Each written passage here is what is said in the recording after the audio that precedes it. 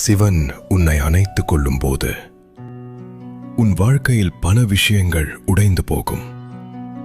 நான் உன்னை எனது அருளில் ஏற்றுக்கொள்ளும் போது உன் வாழ்க்கையில் பல மாற்றங்கள் நிகழும். முதலில் உடையும் ஒன்று உன் அகந்தை. நீ பிடித்துக் கொண்டிருக்கும் போலியான உறவுகள் தானாகவே விலகிப் போகும்.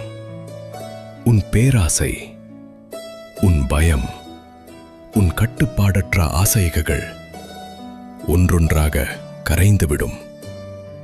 ஏனெனில் என்னை நாடி வரும்வன் காலியான கைகளுடன் தான் வரவேண்டும்.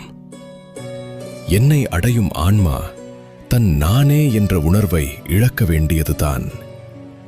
அந்த நேரத்தில் உனக்கு தோன்றலாம், நான் எல்லாவற்றையும் இழந்து கொண்டிருக்கிறேன் என்று.